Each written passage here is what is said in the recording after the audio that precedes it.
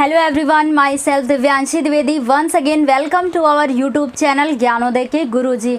Today I will discuss about 6 topic of parts of speech.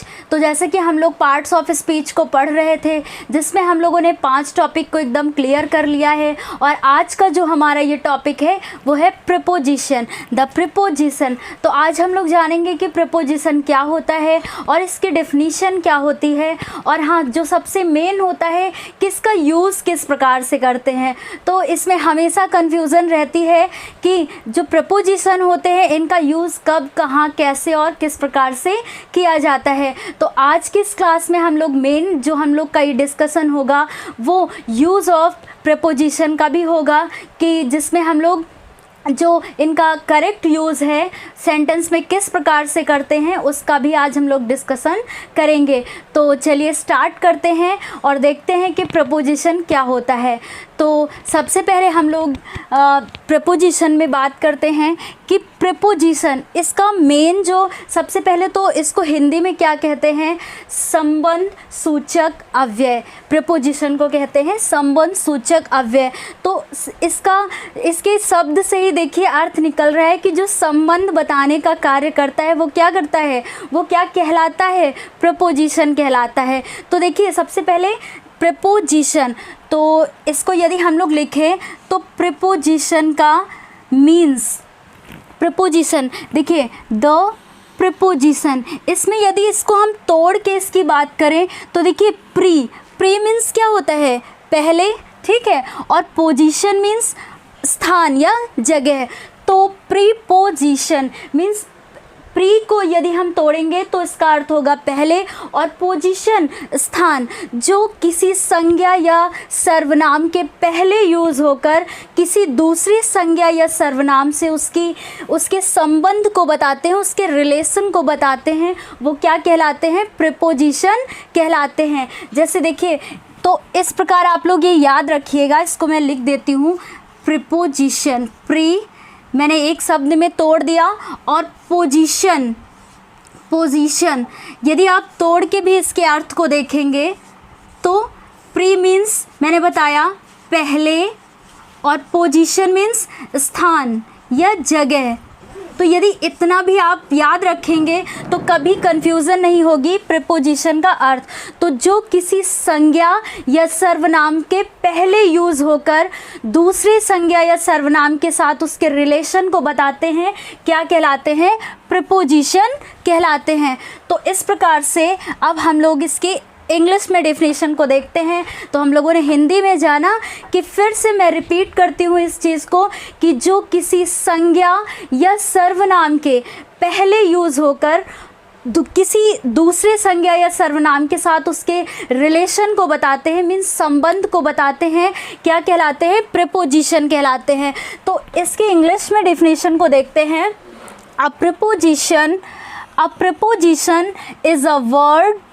is a word placed before a noun or a pronoun to show its relation with other noun or pronoun. इसका मतलब हुआ a preposition is a word placed before a noun or a pronoun to show its relation with other noun or pronoun. Means इसका use जो किसी संज्ञा या सर्वनाम के पहले यूज़ होकर किसी दूसरे संज्ञा या सर्वनाम से इसके रिलेशन को बताता है. तो ये तभी समझ में आएगा जब हम लोग कुछ एग्जाम्पल्स को देखेंगे. तो सबसे पहले देखिए हम लोग एग्जाम्पल्स को देखते हैं. तो आई थिंक ये परिभाषा डेफिनीशन आप लोग को क्लियर हुई होगी. तो यह फर्स्ट एग्जाम्पल को हम लोग देखते हैं. The black board is on the wall. तो देखिए द ब्लैक बोर्ड, सबसे पहले तो देखिए ये क्या है, ये एक नाउन है, ठीक है. ये ब्लैक बोर्ड क्या हुआ, एक नाउन. इस पे ध्यान दीजिएगा तभी समझ में आएगा. उसके बाद इज़ ऑन द वॉल, तो सबसे पहले देखिए द ब्लैक बोर्ड एक नाउन है, उसके बाद द वॉल ये भी क्या है, एक नाउन है, और इसके बीच में इसको आप जानते हैं कि ये हेल्पिंग वर्ब है, और ये जो ऑन का यूज़ हुआ है, ऑन, ये क्या है, यही तो कहलाता है हमारा प्रीपोजिशन. ऑन क्या है, ये प्रीपोजिशन. प्रीपोजिशन। तो देखिए एक नाउन हुआ द ब्लैक बोर्ड और दूसरा नाउन हुआ द वॉल, इनके बीच के रिलेशन को कौन बता रहा है? ऑन। तो यही क्या कहलाएगा? प्रीपोजिशन। तो आई थिंक ये कन्फ्यूज़न भी आप लोग को क्लियर हुई होगी। दूसरे एग्जाम्पल्स को देखते हैं। तो देखिए the cat sits on the table, एक बिल्ली क्या है? सिट्स, बैठी हुई है, ऑन द टेबल, एक मेज के ऊपर बिल्ली बैठी हुई है। तो देखिए द कैट क्या हुआ? नाउन।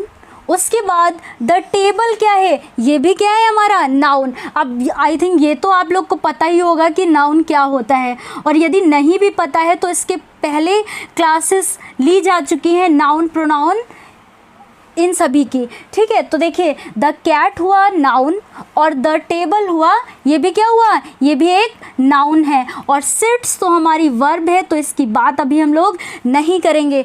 तो देखिए ये नाउन और ये नाउन, इनके बीच में क्या यूज़ हुआ है? ऑन। तो इनके रिलेशन को कौन बता रहा है? कि बिल्ली किस पर बैठी हुई है? टेबल पर बैठी हुई है। तो ये ऑन क्या है? प्रीपोजिशन है यहाँ पे, ठीक है। तो देखिए किस प्रकार से प्रीपोजिशन का यूज़ होता है सेंटेंस के बीच में। तो इस प्रकार से हम लोग थर्ड एग्जाम्पल देखते हैं। He is under the bed. Under means क्या होता है? नीचे। तो देखिए ही, वह, अभी यहाँ पे क्या है? नाउन नहीं है, ही क्या है यहाँ पे? प्रोनाउन है, ठीक है। तो ही क्या है? प्रोनाउन हुआ, और द बेड क्या है? नाउन। इनके बीच के रिलेशन को कौन बता रहा है? कि वह बेड के नीचे है, ठीक है। तो अंडर यहाँ पे क्या कहलाएगा? ये कहलाएगा प्रीपोजिशन, प्रीपोजिशन, ठीक है। तो इसमें थर्ड एग्जाम्पल में हमारा ये प्रीपोजिशन क्या हुआ? अंडर। तो इस प्रकार से फर्स्ट वाले में देखिए क्या था? ऑन। सेकंड में भी ऑन को हम लोगों ने देखा कि ये प्रीपोजिशन कहलाता है। जिसने इसके पहले कभी भी नहीं पढ़ा होगा प्रीपोजिशन, उसके लिए भी ये समझना बिल्कुल आसान होगा, और कैसे पहचानेंगे ये भी। उसके बाद देखिए फोर्थ एग्जाम्पल को देखिए। शी, सी यहाँ पे क्या है? प्रोनाउन है। उसके बाद देखिए द मार्केट, ये क्या है? नाउन है, ठीक है। तो नाउन। अब देखिए वह, she went to the market, वह बाजार चली गई। अब देखिए वह और बाजार के रिलेशन को कौन बताया? कि वह बाजार चली गई, ठीक है। तो टू यहाँ पे क्या है? ये है प्रीपोजिशन, ठीक है, ये है प्रीपोजिशन। अब इसमें देखिए she went to the market, हाँ इसमें टू क्या हुआ? ये प्रीपोजिशन। उसके बाद थर्ड लास्ट एग्जाम्पल को हम लोग देखते हैं। दे वॉक्ड टूवर्ड्स द स्टेडियम। अब इसमें देखिए सबसे पहले तो इसको साफ कर देते हैं, हाँ। तो जो हम लोग का लास्ट एग्जाम्पल था they walk towards the stadium. तो इसमें दे क्या है?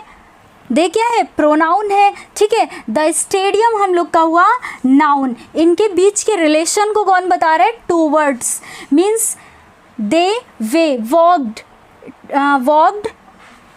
टहल, हाँ वे टहले टूवर्ड्स द स्टेडियम। तो they walk towards the stadium. यहाँ पे देखिए टूवर्ड्स क्या है? टूवर्ड्स ही हमारा किसका काम कर रहा है? प्रीपोजिशन का। टूवर्ड्स क्या कहलाएगा यहाँ पे? प्रीपोजिशन। टूवर्ड्स हुआ प्रीपोजिशन, प्रीपोजिशन टूवर्ड्स। तो they walk towards the stadium. देखिए ये प्रोनाउन और द स्टेडियम हो गया हमारा नाउन। इसके रिलेशन को किसने बताया? टूवर्ड्स ने। तो ये क्या कहलाएगा? प्रीपोजिशन कहलाएगा। इस प्रकार से देखिए हम लोगों ने 5 एग्जाम्पल्स को देखे और कितना इजी है प्रीपोजिशन को पहचानना। तो इस प्रकार से अब हम लोग इनके यूजेस को देखेंगे। जैसे आप लोगों ने इन एग्जाम्पल्स में देखा कि ऑन यूज़ हुआ, तो ये यहाँ पे ऑन ही क्यों यूज़ हुआ। अब यहाँ पे देखिए अंडर यूज़ हुआ, तो यहाँ पे अंडर ही क्यों यूज़ हुआ, कुछ और क्यों नहीं यूज़ हुआ। उसके बाद देखिए यहाँ पे टू ही क्यों यूज़ हुआ, यहाँ टूवर्ड, यहाँ क्यों नहीं टू लगा। तो इस प्रकार से ये जो हम लोग की कन्फ्यूज़न होती है कि किस प्रकार से यूज़ हम लोग कहाँ कहाँ करते हैं इनका। तो अब जब हम लोग करेक्ट यूज़ ऑफ प्रिपोजिशन को पढ़ेंगे। तो इसमें हम लोग देखेंगे कि किस प्रकार से सही ढंग से हम लोग प्रिपोजिशन का यूज़ करते हैं। तो सबसे पहले हम लोग देखते हैं करेक्ट यूज़ ऑफ प्रिपोजिशन। तो इसमें देखिए सबसे पहले आज हम लोग पढ़ेंगे टू का यूज़ और टू वर्ड्स का यूज़, जिसमें हमेशा कन्फ्यूज़न रहती है कि टू का यूज़ किस प्रकार से करते हैं और टू वर्ड्स का यूज़ किस प्रकार से करते हैं। तो इतना आप लोग याद रखिएगा कि टू और टू वर्ड्स का यूज़ जो कि टू शो द डायरेक्शंस, उसकी दिशा को दिखाने के लिए होता है। टू शो दिखाने के लिए, द डायरेक्शन दिशा को, मीन्स दिशा को दिखाने के लिए, ठीक है,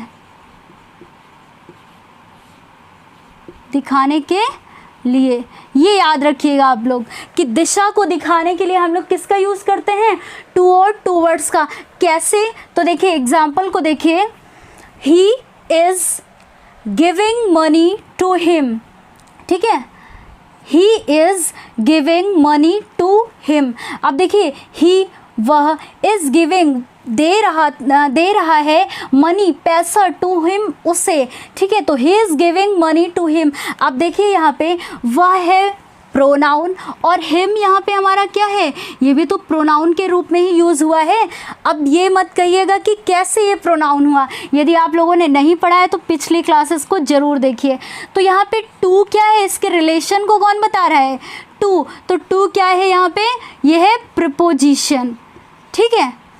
अब कैसे टू का यूज़ हुआ है, तो इसको अभी हम लोग इसकी बात करते हैं।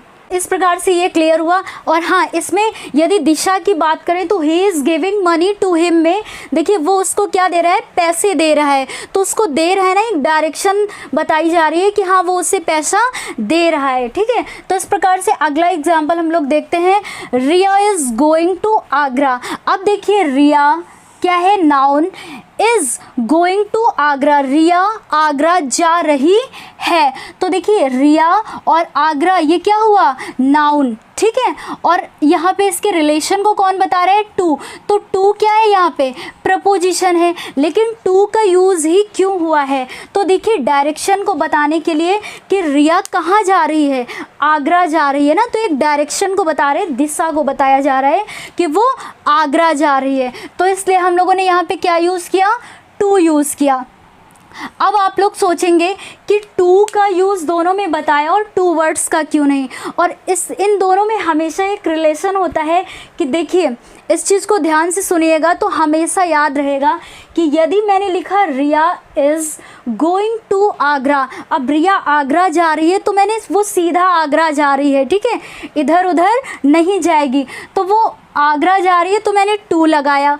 और यदि हम यहाँ पे क्या लिख देते, टू वर्ड्स, यदि हम यहाँ पे टू वर्ड्स लिख देते तो इसका मतलब ये हो जाता कि Riya is going towards Agra, means वो एग्जैक्टली आगरा नहीं जा रही है, इधर उधर भी जा सकती है, ठीक है। तो इसका मतलब ये यहाँ पे होगा कि Riya is going towards Agra और रिया इज़ गोइंग टू आगरा। तो टू आगरा और टूवर्ड्स आगरा में, अब जैसे हम लोग स्कूल जाते हैं तो मैंने लिखा है एक एग्जाम्पल कि I am going to school, I am going to school. अब देखिए मैं स्कूल जा रही हूँ, तो I am going to school में देखिए मैंने टू लगाया, तो इसका मतलब हुआ कि मैं सिर्फ स्कूल ही जा रही हूँ, ठीक है। और यदि हम लिख देते कि I am going toward, to के प्लेस पे क्या लिख देते, टू वर्ड्स लिख देते, ठीक है। तो इसका मतलब क्या हो जाता, इसका मतलब होता कि मैं स्कूल की ओर जा रही हूँ, ना कि एग्जैक्टली स्कूल जा रही हूँ, ठीक है। तो ये इनमें क्या हो जाता है, चेंज हो जाता है, ठीक है। तो आई थिंक आप लोग को क्लियर हुआ होगा कि यदि सिर्फ स्कूल जाने की बात करें तो हम लोग टू लगाएंगे, और यदि टू वर्ड्स लगाएंगे तो इसका मतलब होगा कि हम घर से निकले तो हैं स्कूल जाने के लिए, लेकिन कोई पक्का नहीं है कि हम स्कूल ही जाएं, हम इधर उधर भी जा सकते हैं। तो इसका मतलब ये होगा। और आई थिंक ये आप लोग को हमेशा याद भी रहेगा कि टू और टू वर्ड्स का यूज़ किस प्रकार से करते हैं, ठीक है। तो इसे अभी साफ़ कर देते हैं और उसके बाद हम लोग देखते हैं। तो आई थिंक और एग्जांपल्स की ज़रूरत भी नहीं होगी टू और टू वर्ड्स के उसके रिलेशन को बताने के लिए। तो और देखिए, हाँ, हम लोग पढ़ रहे थे टू और टू वर्ड्स का यूज़। तो टू की बात करें तो टू और टू वर्ड्स का मैंने केवल इसी में मेन बताया कि यदि टू ना लग कर के टू वर्ड्स लगता है तो किस प्रकार से उसमें चेंज आता है, ठीक है। तो ये आप लोग को हमेशा याद रहेगा। उसके बाद बात करें कि टू का यदि यूज़ होता है तो एक तो हो गया डायरेक्शन बताने के लिए, दूसरे यूज़ की बात करें तो एज एन इन्फिनिटिव। अब इन्फिनिटिव क्या होता है, अभी हम लोगों ने पिछली क्लासेस में पढ़ा था, वैसे मैं फिर से बताती हूँ कि इन्फिनिटिव क्या होता है। यदि किसी वर्ब क्रिया की जो फर्स्ट फॉर्म होती है उसके आगे यदि टू लगा होता है तो वो क्या बन जाता है, इन्फिनिटिव बन जाता है। ये हम लोगों ने पहले भी पढ़ा है। तो देखिए, और एज एन इन्फिनिटिव के जिसमें पर्पस को दिखाते हैं, मीन्स पर्पस को बोले हिंदी में तो मकसद, ठीक है। पर्पस को हिंदी में बोले तो मकसद, जिसमें एक रीज़न होता है, मकसद होता है, पर्पस होता है, ठीक है। तो देखिए, तो सबसे पहले जैसे he wants to meet you, अब वह वॉन्ट्स चाहता है टू मीट यू, आपसे मिलना, तो वह आपसे मिलना चाहता है। तो देखिए, he wants to meet you में टू मीट, ठीक है। अब देखिए, मीट क्या है, वर्ब की फर्स्ट फॉर्म, इसके पहले क्या लगा, टू, ये क्या बन गया, इन्फिनिटिव। तो हमेशा इन्फिनिटिव मीन्स इतना याद रखिए आप लोग कि यदि मकसद को दिखाया जाए, किसी पर्पस को दिखाया जाए, तो वहाँ पे हम लोग किसका यूज़ करते हैं, टू का यूज़ करते हैं, ठीक है। तो यहाँ पे क्या मेन मकसद है हम लोग का, मतलब इसका, हम लोगों का नहीं, he wants to meet you, ठीक है, वह आपसे मिलना चाहता है, तो टू मीट, ठीक है।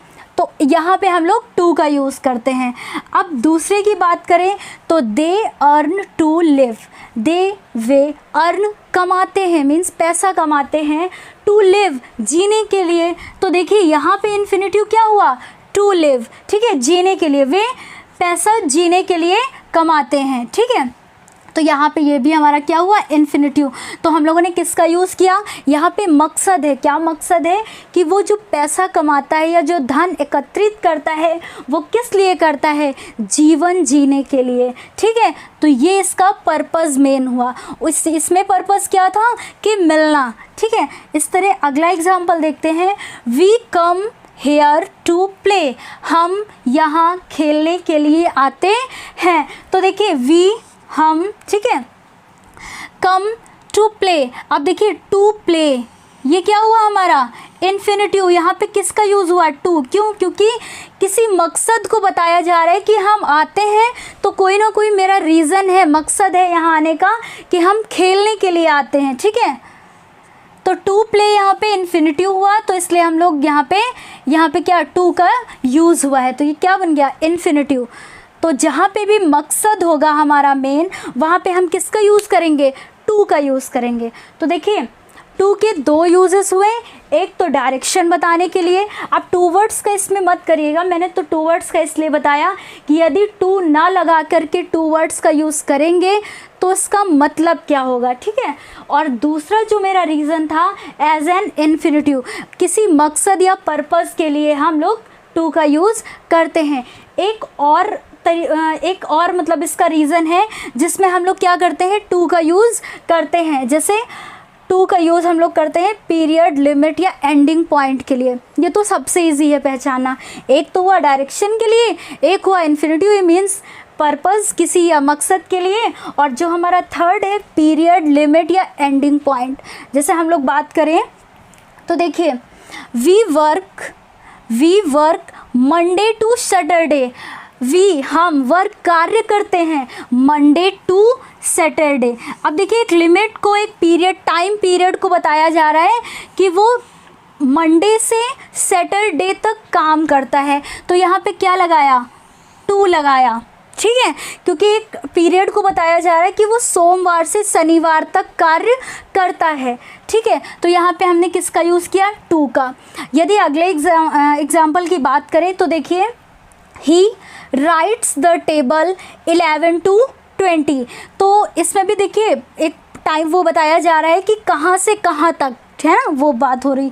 तो देखिए ही राइट्स, वह लिखता है, टेबल, टेबल कौन सा टेबल, पहाड़ा जिसको बोलते हैं ना, 2 1 जा 2 2 2 जा, तो वो उसकी बात करते हैं। तो 11 to 20, 11 से 20 तक क्या लिखता है, टेबल। तो यहाँ पे किसका यूज़ हुआ है, देखिए प्रीपोजिशन का टू। अब टू क्यों यूज़ हुआ है, क्योंकि यहाँ पे एक बीच के टाइम पीरियड की बात की जा रही है। तो यहाँ पे हम बात करें तो लिमिट की, कि कितना लिमिट है, 11 से 20 तक। तो देखिए टू का यूज़ हम लोग कहाँ कहाँ करते हैं, एक तो हो गया डायरेक्शन बताने के लिए, दूसरा हो गया इन्फिनिटिव जहाँ पे हमारा मेन पर्पस या मकसद होता है, और तीसरा हो गया पीरियड, लिमिट या ending point. Ending point means समझ गए कि जैसे कहाँ से कहाँ तक वाली बात, ठीक है। तो बस इन 3 चीज़ों को आप यदि इतना भी याद रखते हैं तो कभी भी किसी भी एग्ज़ाम में, यदि आप कोई कॉम्पिटिटिव एग्ज़ाम की भी तैयारी करते हैं तो उसमें भी आप लोग को ये कन्फ्यूज़न नहीं होगी कि यहाँ पे टू का यूज़ किस प्रकार से करेंगे। बस 3 चीज़ों को आप याद रखिए कि किसी भी डायरेक्शन को बताने के लिए, और इन्फिनिटिव किसी पर्पस या मकसद के लिए, और उसके बाद पीरियड, लिमिट या एंडिंग पॉइंट के लिए। तो यदि इसका स्क्रीनशॉट लेना चाहें आप लोग तो ले सकते हैं। उसके बाद अदर यूजेस ऑफ प्रीपोजिशन को हम लोग देखते हैं, तो स्क्रीनशॉट ले लीजिए। तो अब हम लोग देखते हैं कि इन और ऐट का यूज़ किस प्रकार से करते हैं। तो देखिए सबसे पहले इन एंड ऐट का यूज़ को देखेंगे। तो आप लोग के कई बार कहने के बावजूद मैंने हिंदी को ब्लैक बोर्ड पे नहीं लिखा, लेकिन एट लास्ट मैंने हिंदी देखिए लिखा है ब्लैक बोर्ड पे, और मैं पूरी कोशिश भी कर रही हूँ कि हिंदी को लिखूँ और ज़्यादा से ज़्यादा आप लोग को बताऊँ भी। तो इस प्रकार से देखिए कि इन एंड ऐट का यूज़ हम लोग देखते हैं। तो देखिए इन का यूज़ जो होता है देशों, बड़े शहरों तथा बड़े स्थानों के साथ प्रयुक्त होता है। तो इन का जो यूज़ होता है ये देशों, बड़े शहरों तथा बड़े स्थानों के साथ प्रयुक्त होता है। और यदि ऐट की बात करें, जबकि ऐट होता है ये छोटे कस्बों तथा ग्रामों के लिए प्रयुक्त होता है। तो बड़े स्थानों या बड़े कस्बों की बात करें तो हम किसका यूज़ करते हैं, इन का यूज़ करते हैं। और यदि छोटे कस्बों या स्थानों की बात करें तो हम किसका प्रयोग करते हैं, ऐट का प्रयोग करते हैं। तो इन दोनों को साथ में लिखने का यही रीज़न था कि आप लोग साथ में याद रखें। यदि बड़े शहरों और बड़े स्थानों की बात करें तो इन का यूज़, और यदि छोटे कस्बों और छोटे स्थानों की बात करें तो ऐट का यूज़ करते हैं। तो देखिए एग्जाम्पल को हम लोग देखते हैं। तो देखिए example, my brother lives in Kanpur, ठीक है, मेरा भाई कानपुर में रहता है। तो देखिए my brother lives in Kanpur, मैंने इन क्यों लगाया यहाँ पे, क्योंकि ये देखिए एक बड़ा शहर ही तो है कानपुर, ठीक है। तो यहाँ पे हम लोगों ने किसका यूज़ किया, इन, जो कि प्रीपोजिशन है। इसी प्रकार से अगला एग्जाम्पल देखते हैं, गांधी जी, इसको भी ध्यान से देखिएगा और बस इतना ही अपने दिमाग में बिठाइएगा कि यदि बड़े शहरों कस्बों की बात हो तो इन, और यदि छोटे शहरों या कस्बों की बात की जाए तो ऐट का यूज़। जैसे देखिए Gandhi ji was born at Porbandar इन गुजरात, गांधी जी का जन्म कहाँ हुआ था, पोरबंदर में हुआ था, जो कि कहाँ हुआ था, गुजरात में हुआ था। तो गुजरात के एक छोटे से गांव पोरबंदर में हुआ था।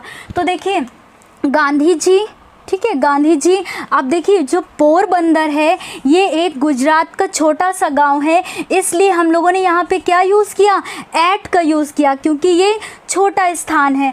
और यदि इसकी बात करें गुजरात, तो देखिए ये एक राज्य है, ठीक है, तो राज्य है और इसके साथ फिर हम लोग क्या लगाएंगे, इन, ठीक है। तो इसके साथ में हम लोग किसका यूज़ करेंगे, इनका। तो बड़े से अभी वही बात की कि बड़े स्थानों या शहरों की बात की जाए तो इनका यूज़ करेंगे, और छोटे शहरों या कस्बों या स्थानों के साथ ऐट का यूज़ करेंगे। तो कितना सिंपल है। और एक चीज़ याद रखिएगा कि एक तो हो गया स्थानों या कस्बों की बात हो गई जिसमें इन और ऐट का यूज़ हम लोगों ने देखा, और नेक्स्ट की बात करें तो इन का प्रयोग पीरियड ऑफ टाइम, ठीक है, पीरियड ऑफ टाइम के लिए, पीरियड ऑफ टाइम मीन्स जो समय की अवधि को बताने के लिए, ठीक है। और एट का जो प्रयोग होता है वो point of time, point of time means उसके जो समय के मेन बिंदु को बताने का काम करता है। जैसे एग्जाम्पल को हम लोग देखते हैं तो इतना याद रखिएगा कि इन का पीरियड ऑफ टाइम और एट का यूज़ पॉइंट ऑफ टाइम। कैसे, तो एग्जाम्पल को देखते हैं तभी समझ में आएगा।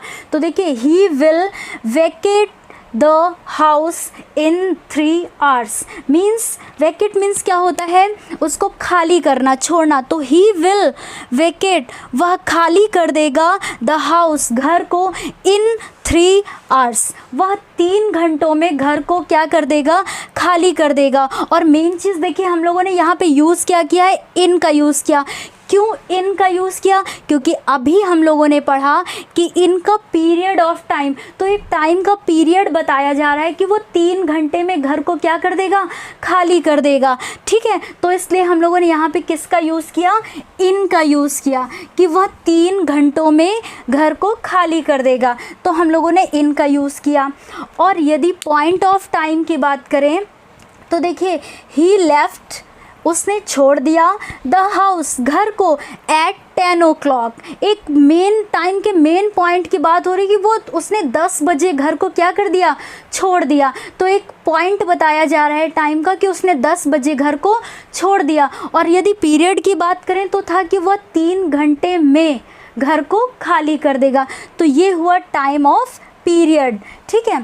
तो he left the house at 10 o'clock, ठीक है। तो यहाँ पे एट का यूज़ किस लिए किया, क्योंकि यहाँ पे पॉइंट ऑफ टाइम बताया जा रहा है। और यहाँ पे इन का यूज़ क्यों किया, क्योंकि यहाँ पे पीरियड ऑफ टाइम बताया जा रहा है। तो पीरियड ऑफ टाइम और पॉइंट ऑफ टाइम का मतलब एकदम क्लियर हो गया होगा, ठीक है। वो 3 घंटे की बात करता है तो पीरियड ऑफ टाइम, लेकिन 10 बजे करेक्ट पॉइंट बता रहा है वो टाइम का, तो वो ये इसलिए हमारा यहाँ पे क्या यूज़ हुआ है, एट का यूज़ हुआ है। तो आई थिंक इसका ये क्लियर हुआ होगा इन और एट का टाइम के हिसाब से कैसे यूज़ करते हैं। और हाँ, एक इनके यूज़ की बात करें तो इनका प्रयोग स्थिरता के लिए होता है। स्थिरता में जैसे बात करें तो सब एग्जाम्पल को देखते हैं। देखिए, he is in the house, ठीक है। अब हाउस मीन्स घर, घर भी बात करें तो एक 4 दीवारी से कैद है जहाँ पे हम लोग रहते हैं, तो वहाँ पे किसका यूज़ हुआ, इनका, ठीक है। स्थिरता के लिए, वो क्या है, स्थित है एक जगह पे, तो इनका यूज़ किया, ठीक है। He is in the house, वह घर में है। अब दूसरी उसकी बात करें तो he is sitting in the car, car की भी बात करें तो स्थिरता एक वो कवर है कि हाँ वो उसके अंदर क्या है, बैठा हुआ है। तो he is sitting in the car, वह कार में बैठा हुआ है, तो कार के अंदर बैठा हुआ है ना। तो in the house, in the car, in the school, in the kitchen, ठीक है, इन द बाथरूम, तो इन सब की बात करें तो स्थिरता के लिए भी इनका यूज़ किया जाता है। तो यहाँ पे इनका यूज़ हुआ है इसी वजह से, क्योंकि ही सिटिंग इन द कार, वो कार के अंदर पैक मीन्स पैक है एक हिसाब से बात करें, ठीक है। तो अगले उसकी बात करें, he is having his food in his car, तो वह क्या है, अपनी ही कार में बैठ के क्या कर रहा है, खाना खा रहा है। तो यहाँ पे भी इनका यूज़ किया। तो इस प्रकार से जो मैंने अभी बताया कि in the house, in the kitchen, in the car, ये सब बात करें तो इनमें क्या यूज़ करते हैं, इनका यूज़ करते हैं, जो भी स्थिरता के लिए। और एक चीज़, इन और एट का यूज़ अभी हम लोगों ने देखा। अब इसमें भी कन्फ्यूज़न हमेशा रहती है कि इन और इनटू का यूज़ किस लिए होता है। तो देखिए, इन का यूज़ स्थिरता के लिए होता है, जो चीज़ स्थिर रूप से बताई जाती है, मतलब वो स्थित है। और इनटू की बात करें तो इनटू में देखिए ये गति के लिए प्रयोग होता है। किसके लिए प्रयोग होता है, गति के लिए। जैसे देखिए, इनटू का प्रयोग गति के लिए होता है। जैसे इसमें एग्जाम्पल की बात करें, ही जम्प्ड, वह कूदा, ही जम्प्ड इनटू।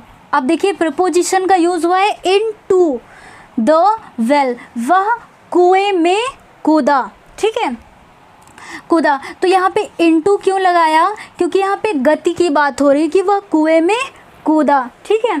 तो एक गति हो रही है ना, गति आप लोग समझते हैं, मूवमेंट की बात हो रही है, ठीक है।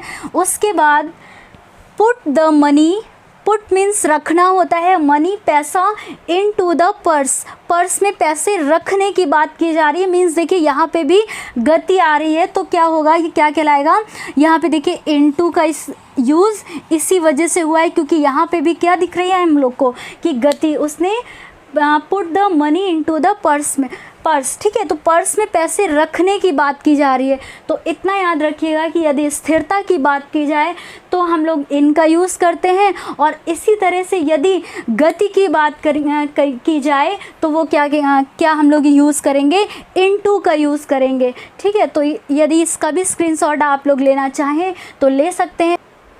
यदि हम लोग प्रीपोजिशन ऑफ टाइम की बात करें तो इसमें देखिए preposition of time,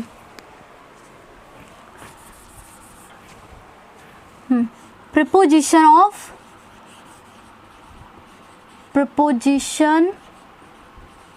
of time,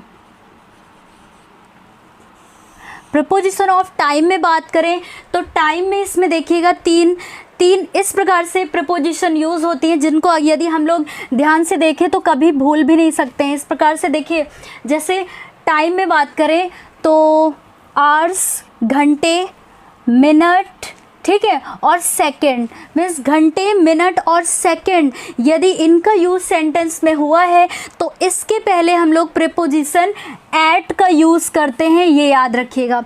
जैसे यदि हम लोग घड़ी को देखते हैं तो घड़ी में एक तो सुई घंटे को बताती है, दूसरी मिनट को बताती है और तीसरी सेकंड को बताती है। तो यदि इतना भी आप लोग याद रख लेंगे कि घंटे, मिनट और सेकंड, यदि इनकी बात की गई है तो हम लोग किसका यूज़ करेंगे, एट का यूज़ करेंगे। और यदि दूसरे टाइम की बात करें, जैसे ईयर हो गया और मंथ, ईयर मीन्स साल या वर्ष, और मंथ महीनों की बात करें, ठीक है, और या महीनों में नेम की भी बात आए तो हम लोग किसका यूज़ करते हैं, इन का यूज़ करते हैं, ठीक है। किसका यूज़ करेंगे, इन का यूज़ करेंगे। और यदि टाइम में ही बात करें, डेट्स और डेज़ की बात करें, मीन्स दिनांक की, तारीख की बात की जाए, और या फिर दिनों की बात की जाए, कोई भी दिन, संडे, मंडे, ट्यूसडे, ठीक है, इस प्रकार से यदि यूज़ होता है तो उसके पहले हम लोग कौन सी प्रीपोजिशन का यूज़ करते हैं, तो उसके पहले हम लोग ऑन का यूज़ करते हैं, ठीक है। तो इतना आप लोग याद रखिएगा। यदि आवर्स, मिनट और सेकंड की बात की जाए तो एट का यूज़ करेंगे, टाइम की ही बात कर रहे हैं हम लोग। और यदि ईयर, मंथ्स की बात की जाए तो इन का यूज़ करेंगे, और यदि डेट्स और डे की बात की जाए, यानी दिनांक, तारीख या दिनों की बात की जाए तो ऑन का यूज़ करेंगे। जैसे हम लोग एग्जाम्पल को देखते हैं तो देखिए, ये है यहाँ पे the first Olympic game held in 1924। अब देखिए ईयर को बताया जा रहा है ना, साल को बताया जा रहा है कि 1924 में ओलंपिक गेम, पहला ओलंपिक गेम हेल्ड, यानी कि वो किया गया, ठीक है। तो यहाँ पे देखिए ईयर की बात की जा रही है तो हम लोग किसका यूज़ करेंगे यहाँ पे प्रीपोजिशन का, तो देखिए ईयर की बात की जा रही तो किसका यूज़ हुआ है, इन का यूज़ हुआ है। यहाँ पे कोई भी कंफ्यूजन नहीं होगी, हमेशा याद रहेगा। उसके बाद अगला एग्जाम्पल देखते हैं, I will see you at 3 o'clock। अब देखिए यहाँ पे एट का यूज़ हुआ है, लेकिन यहाँ पे एट का यूज़ क्यों हुआ है, क्योंकि देखिए इसके पहले एक टाइम को बताया जा रहा है 3 o'clock, और अभी हम लोगों ने बात किया एट 3 o'clock। यहाँ पे किसको, ये टाइम बताया जा रहा है, यानी ये 3 o'clock, तो इसलिए हम लोगों ने यहाँ पे क्या किया, एट का यूज़ किया, ठीक है। तो इस प्रकार से अगला देखिए, सी इज़ गोइंग ऑन 1 जनवरी। अब देखिए यहाँ पे सी इज़ गोइंग ऑन 1 जनवरी। अब सोचिए यहाँ पे ऑन क्यों लगा हुआ है, यदि सिर्फ जनवरी होता तो हम लोग यहाँ पे क्या यूज़ करते, इन, ठीक है, इन जनवरी होता, लेकिन यहाँ पे क्या लगा दिया गया है, डेट लगा दी गई है कि 1 जनवरी। डेट की बात करें, दिनांक, तारीख हो गई, यानी 1 तारीख की बात कर रहे हैं, तो इसके पहले देखिए डेट आ गया है, तो यहाँ पे किसका यूज़ हुआ है, ऑन का यूज़ हुआ है, ठीक है। तो यदि डेट्स की बात की जाए तो किसका यूज़ करेंगे, ऑन का यूज़ करेंगे। तो आई थिंक इसमें अभी कोई कन्फ्यूज़न नहीं होनी चाहिए। एक एग्ज़ाम्पल को और देखते हैं, तो she is she is going on 1 January, तो यहाँ पे किस प्रपोजिशन का यूज़ हुआ है, ऑन का यूज़ हुआ है। और किस लिए यूज़ हुआ है ये क्लियर होगा, ठीक है। उसके बाद आई स्टार्टेड, मैंने शुरू किया, प्रिपेयर तैयारी, फॉर माई एग्ज़ाम, अपने परीक्षा की, इन अगस्त। अब देखिए यहाँ पे इन का यूज़ हुआ है, क्यों? क्योंकि इसके बाद किसका यहाँ पे यूज़ हुआ है, अगस्त का। एक महीने की बात की जा रही है और महीने की, लेकिन तारीख या दिनांक नहीं बताया जा रहा है। यदि यहाँ पे कोई डेट रखते कि 15 अगस्त, तो यहाँ पे हमारा कौन सी प्रपोजिशन आती, ऑन आता, ठीक है। लेकिन यहाँ पे कोई भी तारीख या दिनांक नहीं बताया गया है, सिर्फ बताया गया है एक महीने का नाम जो कि क्या है, अगस्त। तो इसलिए इसके पहले किसका यूज़ हुआ है, इन का यूज़ हुआ है। तो इसमें कन्फ्यूज़न भी नहीं होगी आप लोग को कि इन, ऑन और एट का यूज़ टाइम में कैसे करते हैं। यदि हम प्रीपोजिशन ऑफ टाइम की बात करें तो इन, एट और ऑन का यूज़ सबसे इजी होता है पहचानना, ठीक है। तो एक बार फिर से रिवाइज़ कर देते हैं कि आवर्स, मिनट और सेकंड के लिए एट का यूज़ करेंगे यदि टाइम की बात करते हैं, और ईयर और मंथ के लिए हम लोग इन का, डेट्स और डे की बात करें तो ऑन का यूज़ करते हैं। तो इस प्रकार से देखिए जो ऑन होता है इसका यूज़, एक तो सबसे अच्छी बात है कि बहुत ही अच्छा होता है। कैसे, देखिए एक तो ऑन का यूज़ हम लोगों ने टाइम में पढ़ा कि टाइम में कब, कहाँ, कैसे यूज़ करते हैं, तो डेट्स और डेज़ के लिए। और ऑन का यूज़ किस लिए करते हैं, तो देखिए ऑन एंड अपॉन में क्या दोनों में डिफरेंस होता है, उनका यूज़ सेम होता है बट कहीं कहीं डिफरेंट होता है। कैसे, तो देखिए ऑन का यूज़, ऑन का प्रयोग समीप मतलब समीप के लिए करते हैं या पास के लिए करते हैं, और ये स्थिरता को बताता है, ठीक है, ये स्थिरता को बताता है। कैसे, तो एग्जाम्पल को देखते हैं। तो देखिए the books are on the table, एक स्थिर, यदि मान लीजिए कोई टेबल है, ठीक है, तो इसको हम लोग टेबल बना लेते हैं। तो मान लीजिए ये टेबल है और टेबल पे मैंने बुक रखने की बात की, यानी टेबल पे क्या है, बुक रखी हुई है, तो वो पास की बात भी कर रहे हैं और वो स्थित भी है, ठीक है, स्थिरता की बात भी कर रहे हैं। तो the books are on the table, यानी कि मेज पे पुस्तकें रखी हुई हैं। तो ऑन का यूज़ किस लिए किया, क्योंकि ये समीप की वस्तु के लिए भी बात कर रहा है और स्थिरता के लिए बात कर रहा है, ठीक है। टेबल पर बुक रखी हुई हैं, तो यहाँ पे ऑन का यूज़ हुआ है। ऑन क्या है, प्रीपोजिशन है, और किस लिए यूज़ किया है इसका रीज़न भी हम लोग को पता चल गया है। उसके बाद यदि नेक्स्ट एग्जांपल की इसमें बात करें तो देखिए ही सैट, वह सैट बैठा है, ऑन अ चेयर, वह कुर्सी पर बैठा हुआ है। तो ऑन का यूज़ इसलिए किया है हम लोगों ने क्योंकि वो स्थिरता को दिखा रहा है कि वह कुर्सी पर बैठा हुआ है, ठीक है। तो इस प्रकार से ऑन का यूज़ हम लोग इसलिए भी करते हैं। टाइम के साथ साथ यदि स्थिरता और समीप की वस्तु की बात की जाए तो हम लोग किसका यूज़ करते हैं, ऑन का यूज़ करते हैं, ठीक है। यदि मान लीजिए कोई टेबल है, उस पर बिल्ली बैठी हुई या कुछ भी सामान रखा हुआ है, तो उसमें हम किसका यूज़ करेंगे, ऑन का यूज़ करेंगे, ठीक है। और इसी के साथ साथ यदि हम अपॉन की बात करें तो ऑन और अपॉन में देखिए, अपॉन का सबसे पहले ऑन की हम लोगों ने बात किया तो ये समीप की वस्तु के लिए और स्थिरता को बताता है, ठीक है, इसको याद रखिएगा, स्थिरता को बताता है। इसी तरह यदि अपॉन की बात करें तो यह गति को बताता है। जैसे अभी इसके पहले हम लोगों ने प्रीपोजिशन में पढ़ा कि इन का यूज़ भी देखिए स्थिरता के लिए होता था और इनटू का यूज़ गति के लिए होता था। इसी तरह ऑन का यूज़ स्थिरता के लिए और इसका गति के लिए, लेकिन इनमें ये क्या चेंज है, ठीक है, वो चेंज है। वो जब पिछला भी आप लोगों ने पढ़ा है तो उसमें समझ में आएगा डिफरेंस दोनों में। तो देखिए अपॉन में गति के लिए, किस प्रकार की गति के लिए, जैसे the dog jumped upon the table, तो डॉग कुत्ता, जम्प्ड कूदा, अपॉन द टेबल यानी मेज, कुत्ता क्या मेज पर कूदा, ठीक है। तो यहाँ पे जो जम्प्ड, इसके बाद ये अपॉन का यूज़ हुआ है, तो यहाँ पे गति की बात की जा रही है कि कुत्ता मेज पर यानी मेज के ऊपर कूदा, ठीक है। तो यहाँ पे इसीलिए हम लोगों ने किसका यूज़ किया, अपॉन का यूज़ किया। तो आई थिंक ऑन और अपॉन में भी अब कन्फ्यूज़न नहीं होगी, जैसे इन और इनटू का इसके पहले हम लोगों ने यूज़ पढ़ा। तो ऑन का यूज़ हम लोगों ने उसमें देखा, एक तो टाइम में किस प्रकार से यूज़ होता है और एक जो दूसरा यूज़ था ऑन और अपॉन का। ठीक है, तो यदि इसके पहले स्क्रीनशॉट आप लोग लेना चाहें तो ले सकते हैं। अब हम लोग कुछ प्रीपोजिशंस के बारे में और देख लेते हैं जो कि हैं, तो देखिए बिटवीन एंड एमंग की बात करते हैं। तो बिटवीन एंड एमंग का यूज़ होता हुआ आपने देखा होगा सेंटेंसेस में, तो इनको किस प्रकार से यूज़ करते हैं और क्या रीज़न होता है इनका यूज़ करने का। तो देखिए कि कैसे इनको किस लिए यूज़ करते हैं। तो देखिए बिटवीन दो व्यक्तियों या वस्तुओं के लिए प्रयोग होता है। जो बिटवीन का यूज़ होता है वो दो व्यक्तियों या वस्तुओं के लिए प्रयोग होता है, लेकिन अगर एमंग की बात करें तो सबसे पहले बिटवीन दो व्यक्तियों या वस्तुओं के लिए प्रयोग होता है। तो इसका पहले एग्जाम्पल देखते हैं, फिर एमंग की बात करेंगे और उसका एग्जाम्पल देखेंगे।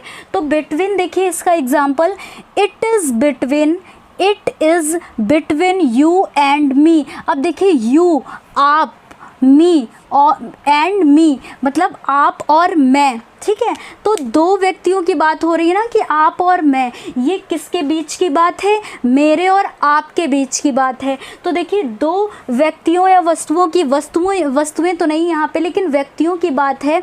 तो यहाँ पे देखिए कि व्यक्तियों की बात की गई, सिर्फ दो व्यक्तियों की बात की गई, तो हम लोग किसका यूज़ करेंगे, बिटवीन का यूज़ करेंगे। तो यहाँ पे किस लिए बिटवीन का यूज़ हुआ है, क्योंकि दो व्यक्तियों की बात की जा रही है। और यदि दो वस्तुओं की भी बात की जाए तो वहाँ पे किसका यूज़ करेंगे, बिटवीन का यूज़ करेंगे। तो इतना याद रखिएगा कि बिटवीन का यूज़ कब करते हैं, जब दो व्यक्तियों या वस्तुओं की बात की जाती है। इसके अलावा यदि एमंग की बात करें तो एमंग का यूज़, तो एमंग का प्रयोग दो से अधिक व्यक्तियों या वस्तुओं के लिए किया जाता है। जैसे एग्जाम्पल को देखते हैं, डिस्ट्रीब्यूट मीन्स क्या होता है, बांटना। ठीक है, distribute these bananas, these in bananas, केला को या केलों को, एमंग द, डिस्ट्रीब्यूट मीन्स क्या होता है, बांटना। ठीक है, among the boys of your class, यानी अपने क्लास के लड़कों को, बॉयज़ को क्या कर दीजिए, इन केलों को बांट दीजिए। तो देखिए क्या दो लोगों की बात हो रही है, नहीं, दो से अधिक लोगों की बात हो रही है, क्योंकि क्लास में सिर्फ दो बच्चे नहीं पढ़ते हैं, क्लास में कई सारे बच्चे होते हैं। तो इसलिए दो की ना बात करके कितनी बात की जा रही है, दो से अधिक की बात की जा रही है। तो जब दो से अधिक व्यक्ति वस्तुओं की बात की जाए तो हम किसका यूज़ करेंगे, एमंग का यूज़ करते हैं। जैसे distribute these bananas among the boys of your class, तो इसलिए हम लोगों ने किसका यूज़ किया, एमंग का। तो आई थिंक आप लोग को क्लियर हुआ होगा कि बिटवीन का यूज़ और एमंग का यूज़ किस प्रकार से करते हैं। तो फिर से एक बार रिवाइज कर देते हैं कि बिटवीन का यूज़ दो व्यक्तियों या वस्तुओं के बीच में होता है, और यदि दो व्यक्तियों या वस्तुओं से ज़्यादा की बात की जाए तो एमंग का यूज़ करते हैं। तो आई थिंक क्लियर हुआ होगा।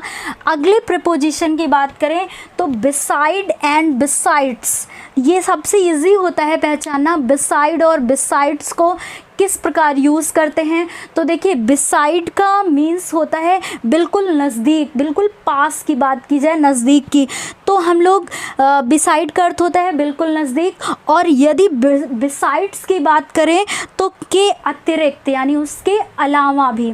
ठीक है, तो ये होता है इसका मतलब। जैसे बिसाइड और बिसाइड्स, एक एस का फ़र्क होता है लेकिन उसका मतलब बदल जाता है। कैसे, तो देखिए your cow was grazing beside my field. ठीक है, your cow was grazing beside my field, तो देखिए आपकी गाय वॉज ग्रेजिंग, चर रही थी यानी चारा खा रही थी, बिसाइड माई फील्ड।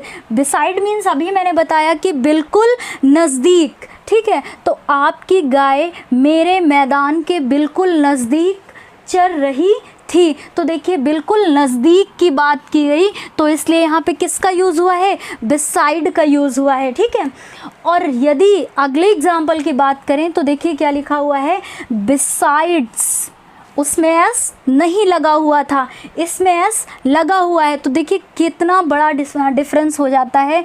तो बिसाइड और बिसाइड्स, तो बिसाइड्स का भी मैंने अर्थ बताया कि के अतिरिक्त मीन्स उसके अलावा।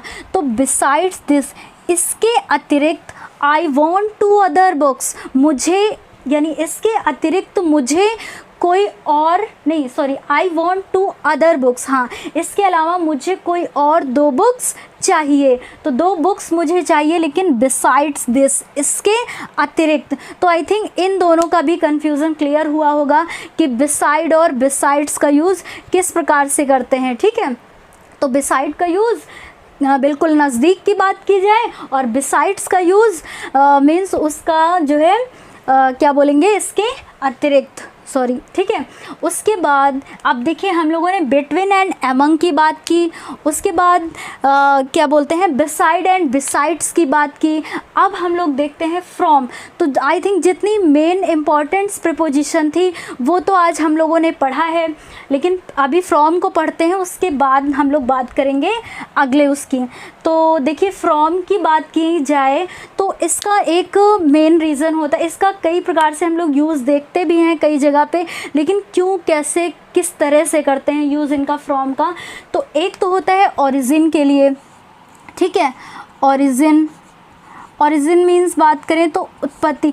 इस चीज़ को, ये लास्ट है वैसे तो, लेकिन इसको बिल्कुल ध्यान से समझिएगा कि यदि इसकी बात करें तो हम लोग ओरिजिन मीन्स ओरिजिन ना कह करके हम लोग जैसे बात करें कि हाँ कह भी सकते हैं कि इसकी उत्पत्ति मीन्स वो कहाँ से है, फ्रॉम का यदि यूज़ करेंगे। तो पहले मेरी बात को ध्यान से सुनिएगा। इसके पहले जब हम लोगों ने टू पढ़ा था सबसे पहली प्रीपोजिशन, तो उसमें देखा था कि डायरेक्शन की बात करते थे। तो डायरेक्शन की वो एक वस्तु कहीं ना कहीं मतलब किसी और जा रही होती हो, मतलब दिखाई दी थी कि जैसे मान लो हम जा रहे हैं गोवा, तो हम जा रहे हैं ना, तो वो डायरेक्शन की बात करता है। इसी तरह फ्रॉम, तो फ्रॉम का मीन्स होता है कि जैसे हम कहाँ से आ रहे हैं, मीन्स उसका उल्टा हो जाता है कि जैसे हम कहीं ना कहीं के लिए जा रहे हैं और इसमें बात की जा रही है कि हम कहीं ना कहीं से आ रहे हैं, मीन्स हम कहाँ से आ रहे हैं इसकी भी बात करते हैं। मीन्स हमारी कह सकते हैं कि उत्पत्ति, एक शब्द की उत्पत्ति कह सकते हैं। अब मीन्स उत्पत्ति यहाँ पे है कि कोई चीज़ कहाँ से है, ठीक है, कहाँ से बिलोंग करती है, मीन्स वो रीज़न। ठीक है, तो सबसे पहले एग्जाम्पल देखेंगे तो हम लोग समझेंगे। I am coming from Delhi, I am coming from Delhi, मैं दिल्ली से आ रहा हूँ। तो देखिए जब हम लोग टू के बारे में पढ़ रहे थे तो क्या था, मैं दिल्ली जा रहा हूँ, तो हम लोग क्या लगाएंगे, टू लगाएंगे। लेकिन मैंने कहा मैं दिल्ली से आ रहा हूँ, तो हम लोगों ने क्या लगाया, फ्रॉम। ठीक है, तो ये इतना बड़ा ये डिफरेंस है कि यदि डायरेक्शन की बात हो तो जाने की बात की जाए तो हम लोग टू का यूज़ करेंगे, मीन्स कि हम लोग दिल्ली जा रहे हैं तो I am going to Delhi हो जाएगा। और यदि बात करें कि हम लोग दिल्ली से आ रहे हैं तो I am coming from Delhi. ठीक है, तो डिफरेंस क्लियर हुआ होगा। तो इस प्रकार देखिए अगला example, this letter is from the principal. तो यह लेटर किसके पास से है, प्रिंसिपल के पास से है, तो वो भी कहीं ना कहीं से बात की जा रही है आने की, तो क्या लगेगा, फ्रॉम लगेगा। ठीक है, तो अगला देखिए, this bus travels from Mumbai to Goa. तो दिस बस, यह जो बस है ट्रेवल्स करती है, ट्रेवल्स मीन्स यात्रा करती है, फ्रॉम से मुंबई टू गोवा, यानी कहाँ से कहाँ तक की भी बात करते हैं। तो मुंबई से कहाँ तक की, गोवा की बात कर रहे हैं, तो यहाँ पे क्या यूज़ करेंगे, फ्रॉम, यानी कहाँ से कहाँ तक बस ट्रैवल करती है। तो देखिए हम लोगों ने यहाँ पे किसका यूज़ किया, ट्रैवल का। अच्छा, एक सबसे रेयर बात, यदि न्यू ईयर होता है या किसी का बर्थडे होता है तो हम लोग लिखते हैं कि यदि हम किसी को ग्रीटिंग दे रहे होते हैं तो लिखते हैं, और यदि कोई हमें मीन्स कह सकते हैं कि यदि मैंने किसी को ग्रीटिंग दिया और जिसको दे रहे हैं तो सबसे पहले उसका नाम लिखेंगे कि टू अंकिता। ठीक है, टू अंकिता क्यों लिखा, क्योंकि हम उसको दे रहे हैं ना, और तो मैंने किसको देने की बात कर रहे हैं, तो अंकिता को, तो टू अंकिता लिखेंगे। लेकिन किसकी साइड से, मेरी तरफ से बात करेंगे तो क्या लिखेंगे, फ्रॉम लिखते हैं ना नीचे, फ्रॉम माई साइड, या टू अंकिता फ्रॉम दिव्यांशी। ठीक है, तो इस प्रकार से टू और फ्रॉम में डिफरेंस क्लियर हुआ होगा। सबसे मेन तो यही याद रखिएगा कि दिल्ली से आने की बात की जाए तो फ्रॉम का यूज़ करेंगे, और यदि वहाँ जाने की बात की जाए तो टू का यूज़ करेंगे। ठीक है, तो एक तो फ्रॉम का यूज़ हो गया ओरिजिन के लिए, दूसरा एक होता है कारण बताने के लिए, कॉज। जैसे सी इज़ सफरिंग फ्रॉम फीवर, एक तो हुआ ये फ्रॉम का यूज़ जो अभी हम लोगों ने बात की। दूसरा होता है कॉज बताने के लिए, यानी कारण बताने के लिए। तो कारण जैसे सी सफरिंग फ्रॉम फीवर, सफरिंग मतलब वो पीड़ित है, फ्रॉम फीवर वह बुखार से क्या है, पीड़ित है।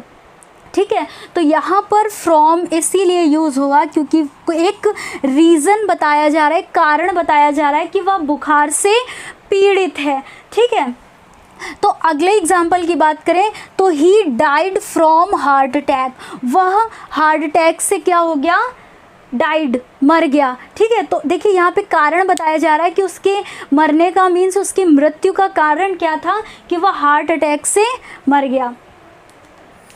तो ये रहा फ्रॉम का यूज़। तो जो मतलब जितने मेन इम्पॉर्टेंट प्रपोजिशंस थी आज हम लोगों ने उनकी बात की, फ्रॉम की। तो आई थिंक हम लोगों ने कई सारी प्रपोजिशंस आज पढ़ ली हैं।